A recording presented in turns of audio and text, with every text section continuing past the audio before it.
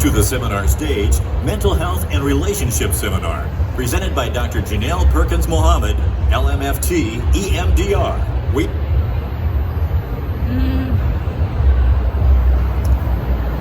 Hello, everyone.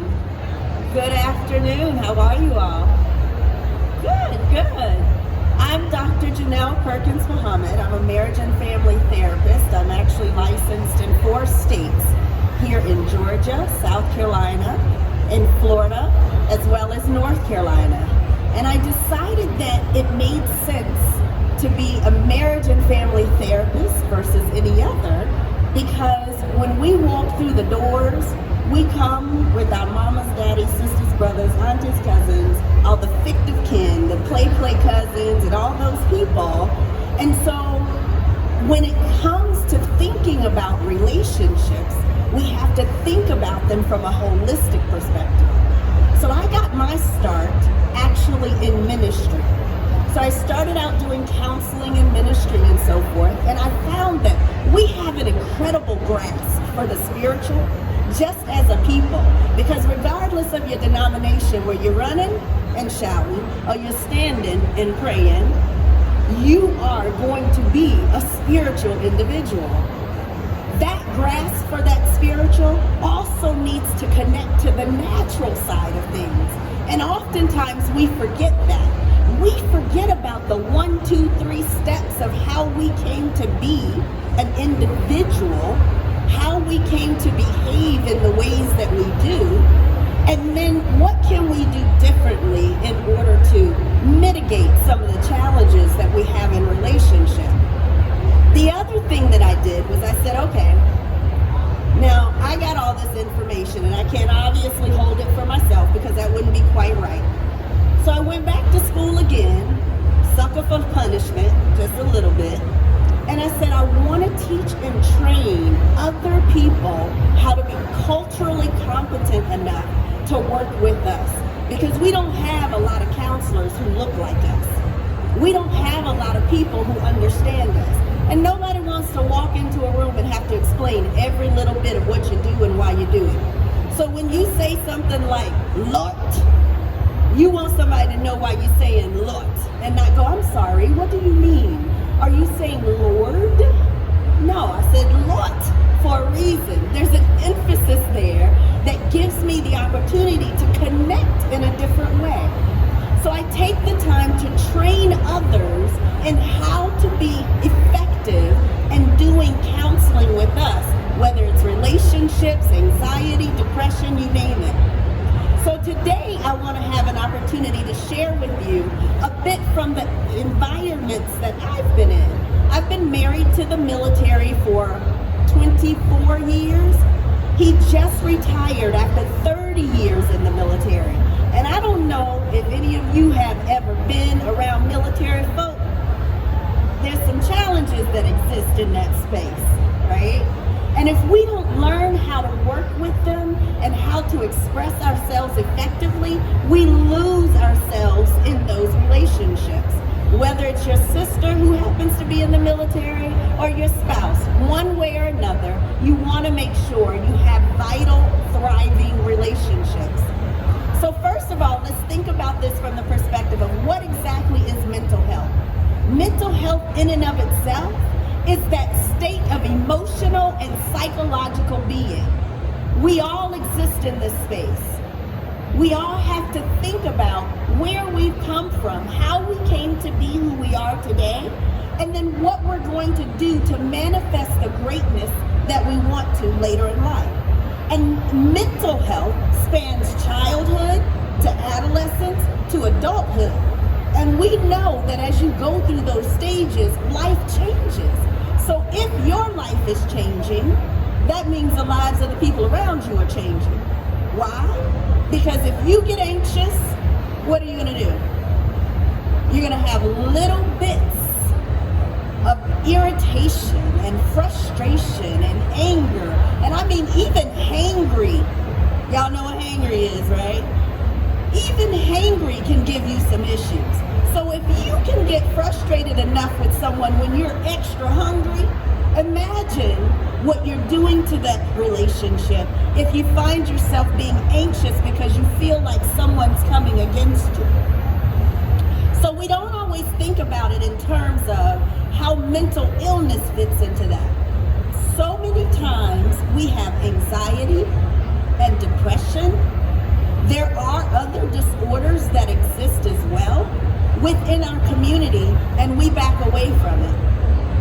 See, if I came to you and I said to you, I am living with a friend who has dementia, you'd come to me and say, oh my goodness, wow, that's challenging.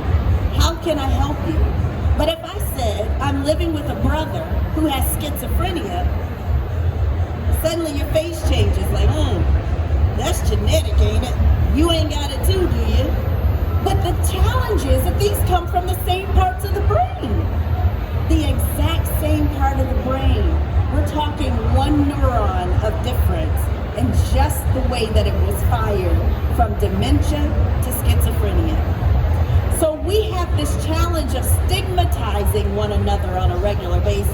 So y'all tell me, what are some of the words you've heard people say when they're stigmatizing someone who has mental illness? I'll start it out for you. Girl, they cuckoo. What's another one? Crazy. What else? OCD. Somebody has bipolar, right? We have this tendency of putting this stigma on one another and making it feel as though it's a bad thing to have any type of mental illness whatsoever, or to just be having a bad day, which could also be a part of that mental illness. When in all actuality, we all deal with it. 1 in 5. And since the pandemic, 1 in 4. So look around at all the people that we see.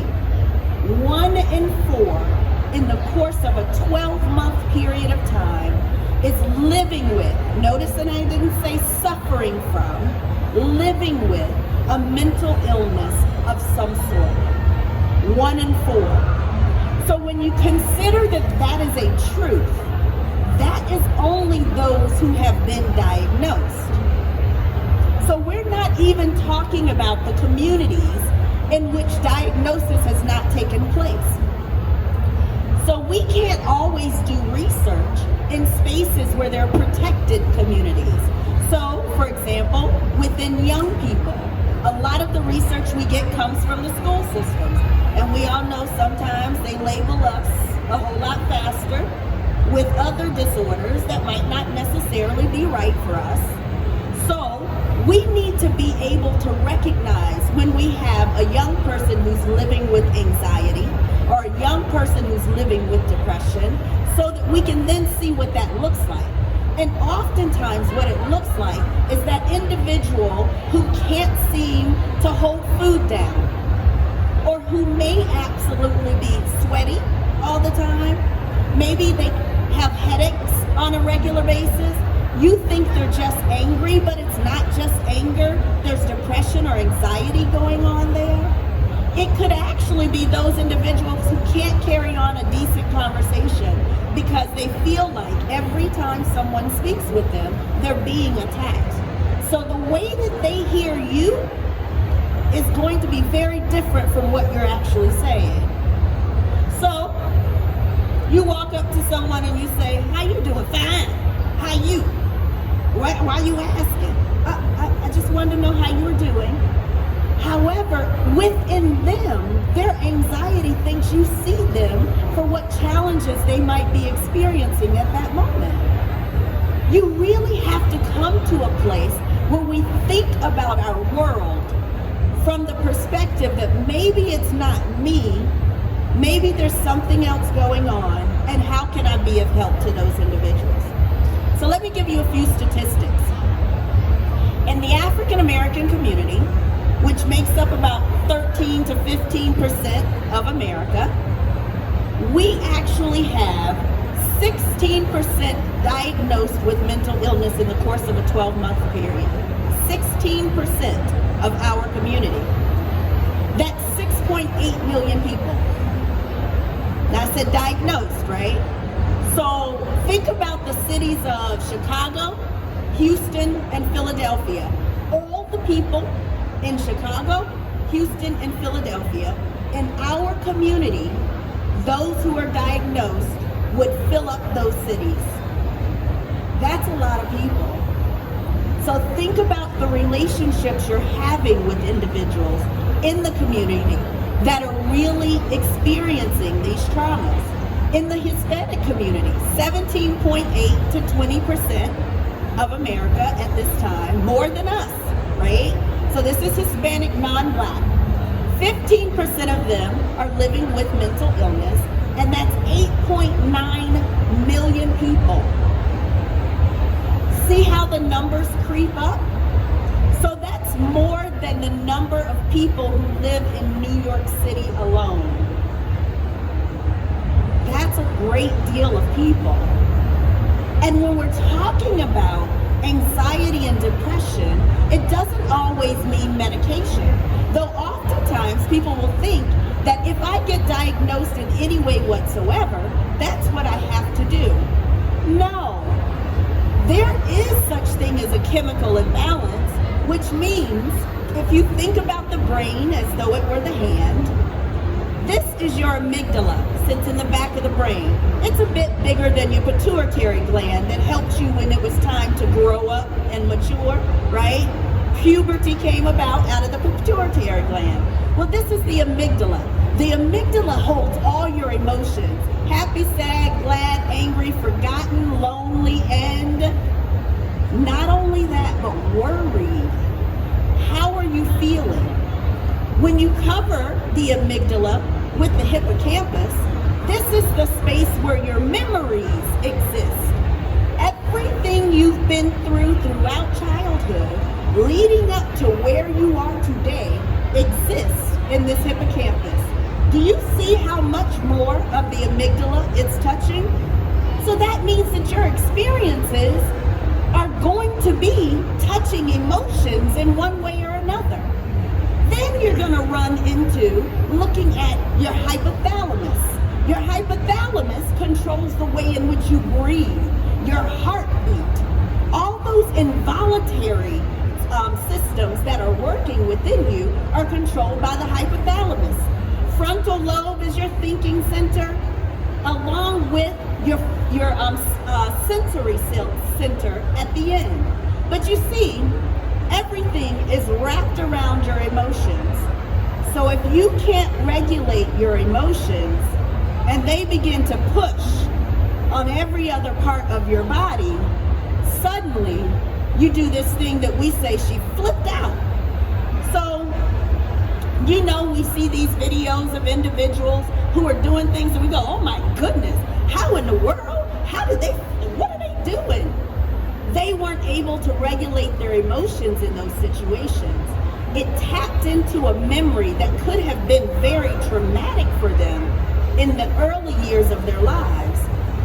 Therefore, they were unable to regulate the way in which their breathing occurred, their rapid heartbeat and that palpitation is going on, then their thinking is just lost. And before you know it, you're not communicating well with one another. You're not having the ability to truly express how much you appreciate or love someone. The fear comes up so immensely when you're in that state that you don't even have the ability to think clearly.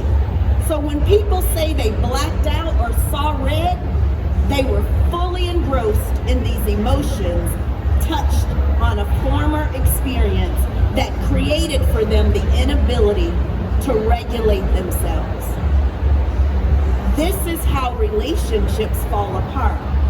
If you don't learn how to regulate emotion and how to work through trauma, then what will happen is it will create its own learning center, and constantly your mind, your body, your whole being is pulsating all the time.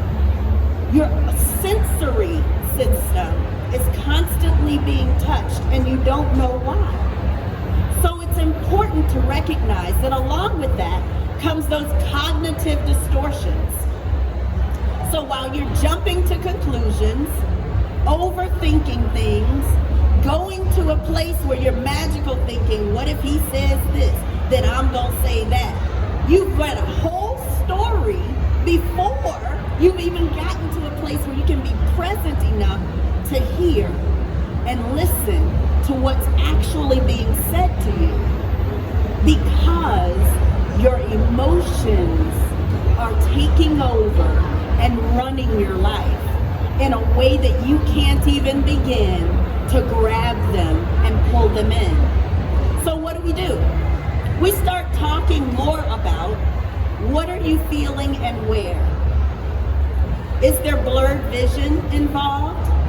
Do you suddenly find that you can't eat? Your appetite has changed immensely? Are you finding that your sleeping habits have changed?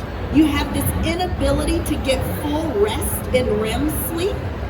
Do you find that you're at a space where you aren't really taking an opportunity to be present in the moment that you're in? Your life is kind of passing you by.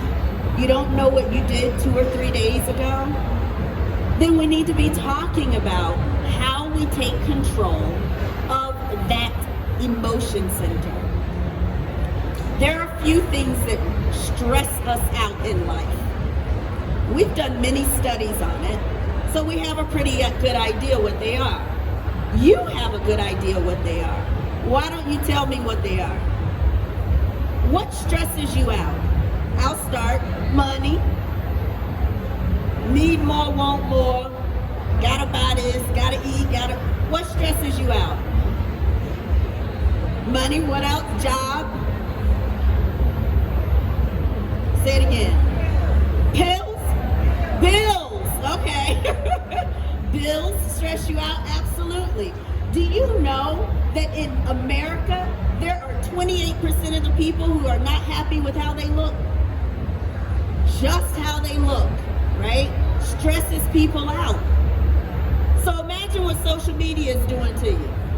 So what I'm gonna say, how am I gonna help you? Turn off your phone. Shut down some social media to help you out just a little bit. Why? Because guess what? All you're seeing is a snapshot. You don't know what happened in between the frames. You don't know what they had to do, what they had to go through to get to the place where they can finally look that good in that picture. And it's probably a filter. Keeping it real, right?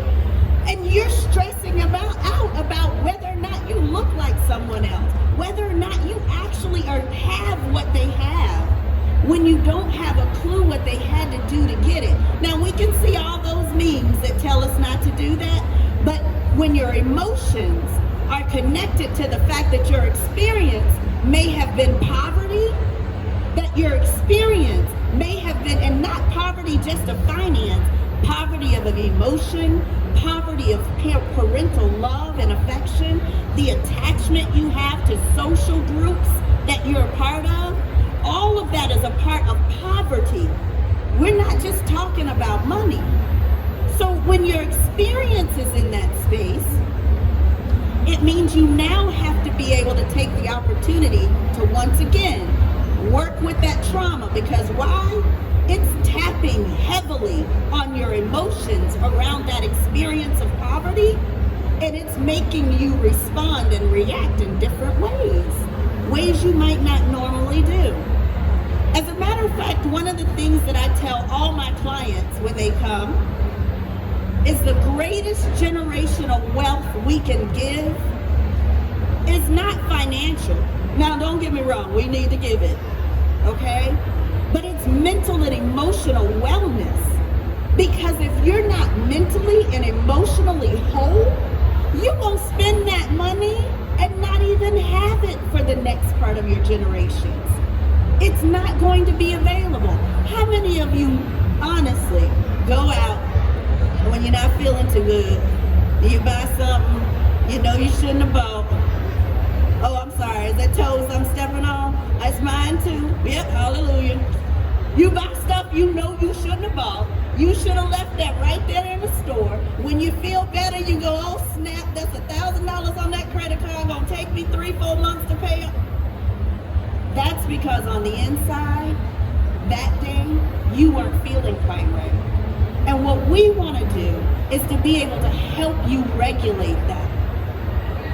So at TMI Counseling and Coaching, I take the opportunity to bring individuals, couples for weekend retreats to our cabin in North Georgia.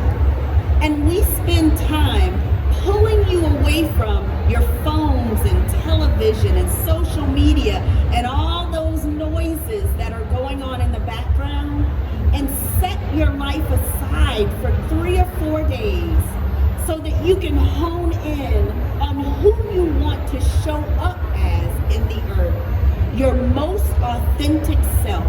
What's your purpose? What's your vision? What's your plan? And then how do you manifest it? We have a booth here where you can come and talk to us and just get more information, because it's vital for you to understand you, your mental and emotional health, and how it impacts every relationship you have, be it romantic or platonic. Y'all need help, because we all need help. So help me help you. Dr. Janelle Perkins Muhammad, TMI Counseling Coaching. Thank you, guys.